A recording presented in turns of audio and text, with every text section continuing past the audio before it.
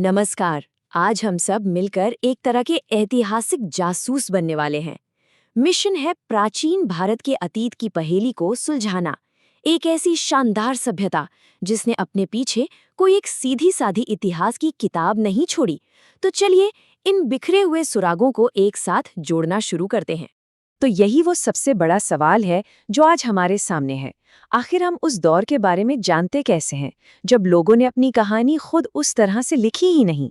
यहीं से असली जासूसी का काम शुरू होता है, जहां हर छोटा बड़ा सुराग मायने रखता है। ये बात सुनने में थोड़ी अजीब लग सकती है ना? पर ये उस सबसे बड़ी चुनौती को सामने रखती है जिसका सामना इतिहासकार करते हैं। कोई एक सिंगल हिस्ट्री बुक नहीं है। इसके बजाय उन्हें अलग अलग जगहों पर बिखरे हुए सुरागों को खोजना पड़ता है और उन्हें एक साथ जोड़ना पड़ता है। तो ठीक है, चलिए शुरू करते हैं हमारे पहले तरह के सुरागों से। ये हैं वो ग्रंथ और साहित्य जो भारत के अंदर ही लिखे गए। और ये सिर्फ किताबें नहीं, ये तो धर्म, दर्शन और जबरदस्त महाकाव्यों का एक पूरा खजाना है। और इस खजाने में सबसे पहले आते हैं वेद। ये आर्यों के सबसे बुनियादी और अहम धार्मिक ग्रंथ माने जाते हैं। ऋग्वेद, जो सबसे पुराना है, हमें उनके शुरुआती समाज और धार्मिक जीवन की एक झलक देता है। वहीं बाकी के वेद हमें उनके रीति रिवाज, संगीत और यहाँ तक कि रोजमर्रा की जिंदगी के जादू टोनों और चिंताओं के बारे में भी बताते हैं। वेदों के बाद अगला बड़ा सोर्स है पुराण। इनमें क्या है? इनमें है महाकाव्य, राजाओं की पीढ़ियों की कहानियां और दुनिया कैसे बनी इसकी बातें। लेकिन एक बात ध्यान देने वाली है, ये आज की हिस्ट्री बुक्स जैसी नहीं है। इनका फोकस तारीख दर तारीख घटनाओं को बताने पर नहीं, बल्कि किस्से, कहानियों और वंशों को याद रखने पर था। और ये बात इस नंबर को देखकर और भी साफ हो जाती है।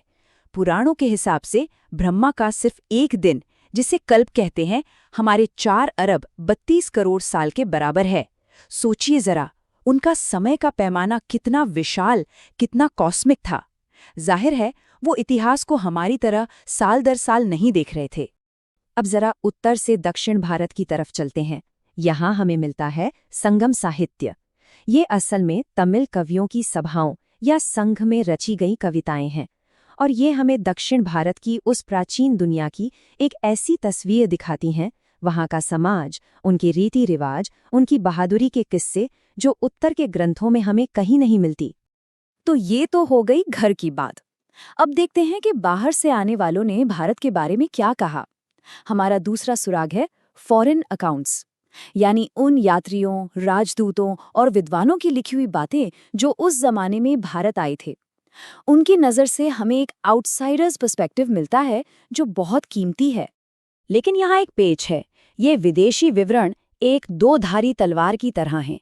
एक तरफ तो ये उन खाली जगहों को भरते हैं जो हमारे अपने ग्रंथों में छूट गईं, पर दूसरी तरफ ये लिखने वाले अक्सर भारत को अपनी नज़रों से, अपने कल्चर के चश्मे से देखते थे, तो कई बार चीज़ों को ठीक से समझ नहीं पाते थे या कुछ बातें बढ़ा चढ़ाकर भी लिखते थे। जैसे कि कुछ उदाहरण देखें। मौर्य काल में आए मेगस्थनीज ने यहाँ के शासन प्रशासन के बारे में गजब की बातें लिखी, पर कुछ कहानियां अविश्वसनीय भी लगती हैं। फिर चीन से आए फाहियान और वेनसैंग, उन्होंने बौद्धम के बारे में बहुत गहराई से लिखा, पर शायद हिंदू धर्म को उतना नहीं समझ पाए। और फिर अल बेरूनी जैसे महान विद्वान को भी भाषा की वजह से अनुवाद पर निर्भर रहना पड़ता था। तो अब तक हमने बात की लिखी हुई चीजों की, पर अब आते हैं हमारे तीसरे और शायद सबसे ठोस सुराग पर, आर्कियोलॉजिकल एविडेंस, यानी वो चीजें जो जमीन के नीचे से निकली। पत्थर, धातु, सिक्के, ऐसी चीजें जिन्हें हम आज भी देख सकते हैं, छू सकते हैं। और इन सुरागों की सबसे बड़ी खासियत क्या है? कहते हैं पत्थर झूठ नहीं बोलते। देखिए, लिखी हुई किताबों में कोई अपनी तरफ से कुछ जोड़ सकता है, कुछ बदल सकता है, लेकिन हजारों साल पुराना एक पत्थर का शिलालेख या एक सिक्का, वो तो सीधे उस जमाने से हमसे बात करता है। ये एकदम पक्का फिजिकल प्रूफ होता है। इसी आर्कियोलॉजी के अंदर एक बहुत ही फैसिनेटिंग फील्ड है एपिग्राफी। आसान भाषा में कहें तो शिलालेखों को पढ़ने और समझने की साइंस। सोचिए, सम्राट अशोक के पत्थर के खंभों पर लिखे आदेशों से लेकर मंदिरों की दीवारों पर खुदे दानपत्र तक, ये शिलालेख हमें सीधे उस जमाने के राजाओं, उनके कानूनों और समाज के बारे में बताते हैं। और इनकी इम्पोर्टेंस कितनी है, इसका अंदाज़ा आप इस नंबर से लगाइए। 1000 सीई से पहले के भारतीय इतिहास के बारे में जो भी हम जानते हैं उसका करीब 80%, जी हाँ 80% ज्ञान हमें इन्हीं शिलालेखों से मिला है। अगर ये न होते तो सोचिए इतिहास के कितने पन्ने खाली रह जाते। शिलालेखों के अलावा एक और चीज़ है जो बहुत कुछ बताती है, सिक्के। और सिक्कों की पढ़ाई को कहते हैं न्यूमिस्मैटिक्स। ये सिक्के सिर्फ लेन देन के काम नहीं आते थे, ये तो हिस्ट्री के छोटे छोटे टाइम कैप्सूल्स हैं। इन पर राजा का नाम, उसकी उपाधि, यहाँ तक कि उसके साम्राज्य की सीमाओं और इकोनॉमी का भी पता चलता है। और कभी-कभी तो ये सिक्के पूरी कहानी ही पलट देते हैं।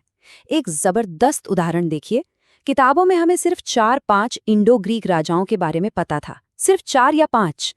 लेकिन जब पुराने सिक्के मिले और उनकी पड़ताल हुई तो पता चला कि असल में 37 अलग-अलग राजा थे। सिक्कों ने इतिहास का एक पूरा खोया हुआ चैप्टर हमारे सामने लाकर रख दिया।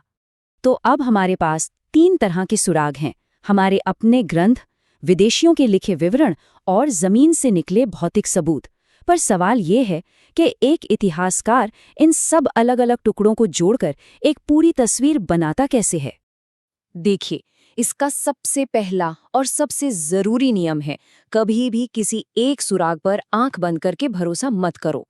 असली इतिहास की तस्वीर तभी बनती है जब इन सभी सुरागों को एक दूसरे से मिलाया जाता है, जिसे हम क्रॉस रेफरेंसिंग कहते हैं। मतलब, क्या किताबों में लिखी बात सिक्कों से मेल खाती है? तो एक हिस्टोरिकल डिटेक्टिव का तरीका कुछ ऐसा होता है। स्टेप 1, साहित्यिक स्रोतों को पढ़ना, कहानियां, उनमें छिपे बायस, सब कुछ समझना। स्टेप 2, फिर जमीन से मिले सबूतों को देखना, शिलालेख, सिक्के। और फिर आता है स्टेप 3, सबसे क्रूशियल कदम, इन दोनों को मिलाना। जब पुराणों में लिखे किसी राजा का नाम उसी दौर के सिक्कों पर भी मिल जाए, बस समझो पहेली का एक टुकड़ा अपनी सही जगह पर लग गया। और ये सारी जासूसी हमें आखिर में एक बहुत बड़े और गहरे सवाल पर लाकर खड़ा कर देती है। अगर इतिहास इन सुरागों को जोड़कर बनाई गई एक तस्वीर है, एक इंटरप्रिटेशन है, तो क्या हम कभी भी 100% जान सकते हैं कि अतीत असल में कैसा था? शायद यही सवाल है जो इतिहास को इतना दिलचस्प और जिंदा रखता है।